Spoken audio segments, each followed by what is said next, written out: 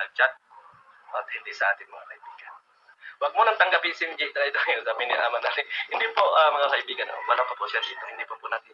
So ayan, magandang gabi po sa inyo lahat. Andito po muli ang lingkod, Cell TV Official, muling nagbabalik at muli tayong reaction dito kay Virador na kung saan ay matapang na po ang presidente ng Karepa, no? Umaalma na ang poging si Virador at ito ay pakinggan nga natin ang kanyang mga sinasabi. Tinatanggap mga kaibigan. Sabi ko nga, ulit-ulit kong sasabihin sa inyo, kung siya man itanggapin ni Kuya Bal Santos Matubang, doon pa rin po muna siya sa Kalingap Warrior. Hindi po siya makapasok sa Karepa. Kasi yan pong Karepa mga kaibigan, dala po din ang lahat. Yan po yung talagang officially na reactor ng Kalingap.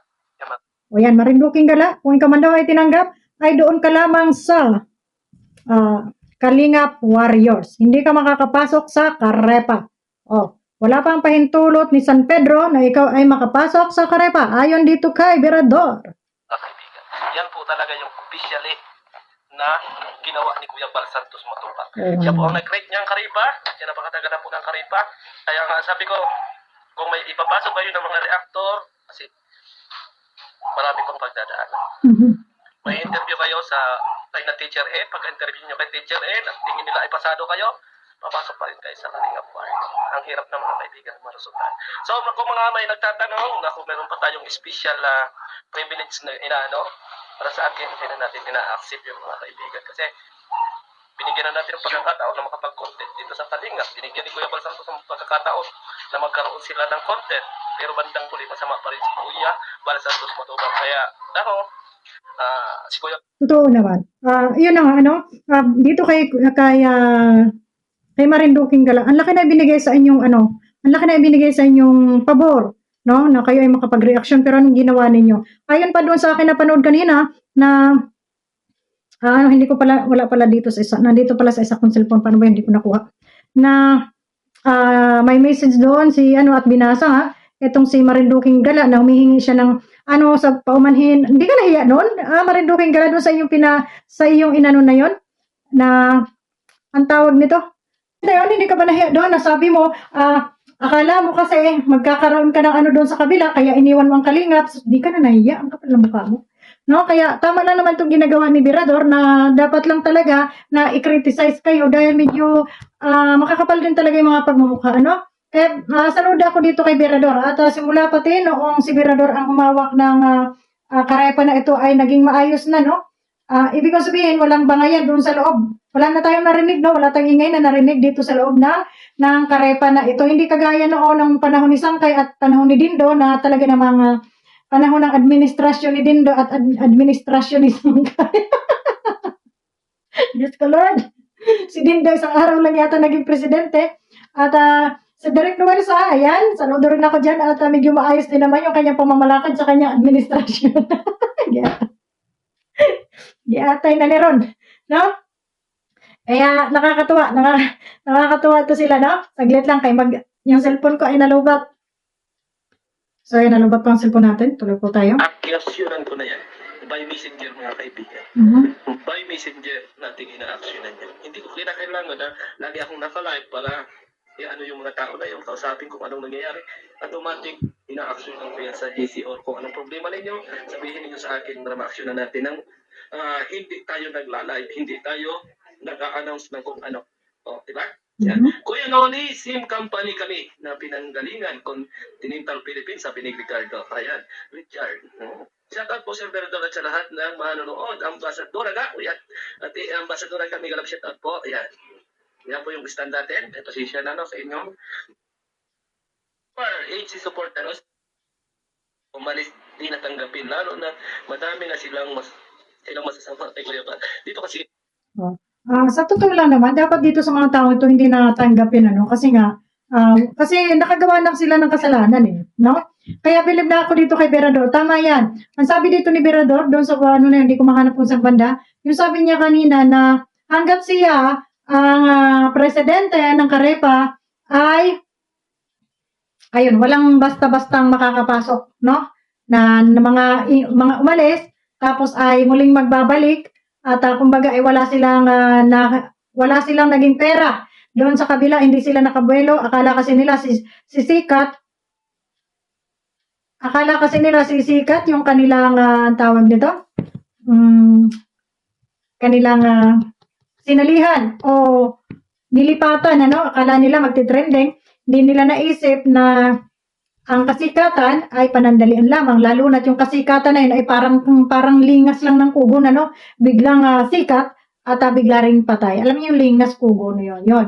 Samantalang dito kay Kuya Bal, dito kay BSM, at least dahan-dahan man yung pag-apoy, dahan-dahan yung pagsikat, ay andyan lang naman, alalay, no? Hindi lumalaki, hindi rin lumiliit. Hindi lumalaki yung apoy, pero hindi rin lumiliit. So, ibig sabihin, nasa level lang, no? Minsan may views, minsan wala. Ganun lang naman. Pero dito kila Marinduking Gala kasi, ang nangyari is, kung mag-akala nila ay laging may baha ng biyaya, no? Hindi nila alam na may kalma rin, no?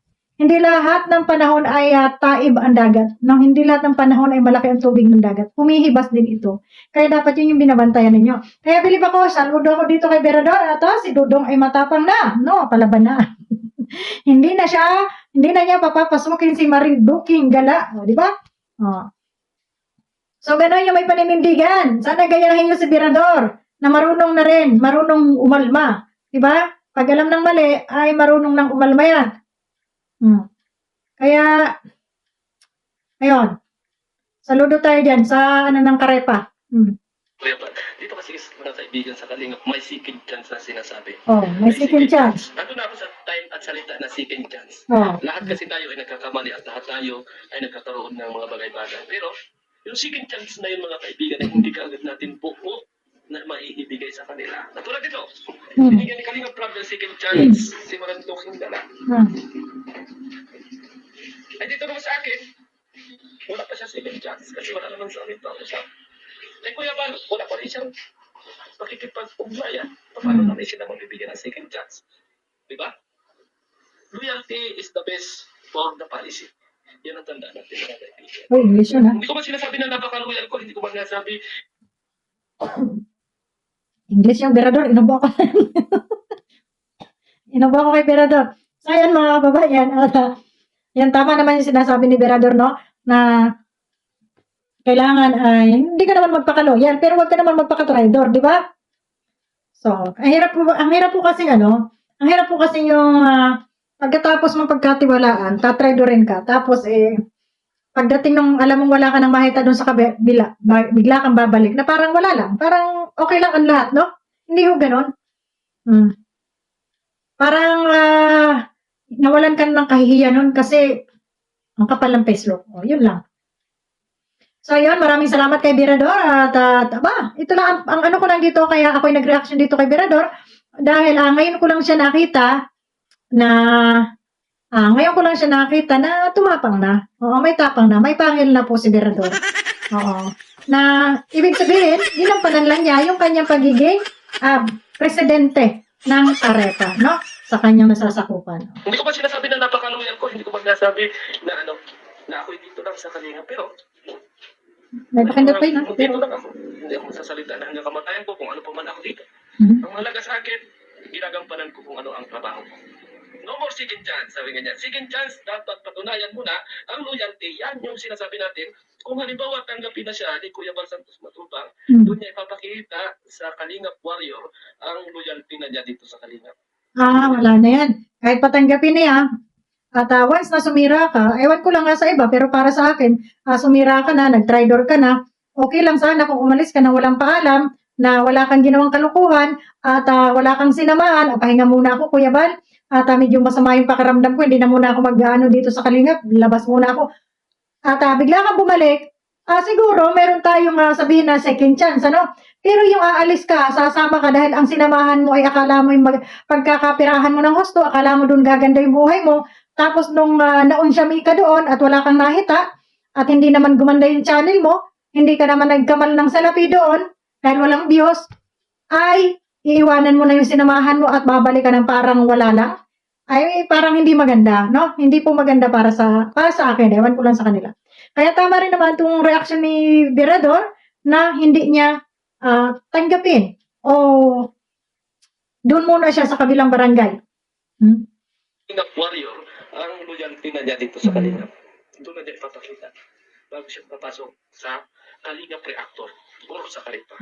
Doon niya patutunayan na siya ay loyalty na sa Karipa o sa Kalingap, hindi doon sa mga beneficiaries. Kasi kapag ikaw ay naging loyalty doon sa mga beneficiaries, kapag yan ay umalis, kasama ka na aalis sa Kalingap. Kaya ang pinakamahalaga talaga dito, loyalty kayo dito sa Kalingap. Hindi kayo loyalty doon sa inyong mga sinusuportahan. Oh. At saka ganito, halimbawa, bumalik ito si Marinduquing Gala. Tapos mayroon na naman biglang nag-viral dyan at nagtayo ng sariling community kagaya nito ni itong kanyang sinamahan. Kagaya nitong kanyang sinamahan Anong gagawin na naman ito ni dahil makikita na naman niya, sikat ito, magkakapera tayo dito, iiwan na naman ang Kalingap at sasama na naman doon.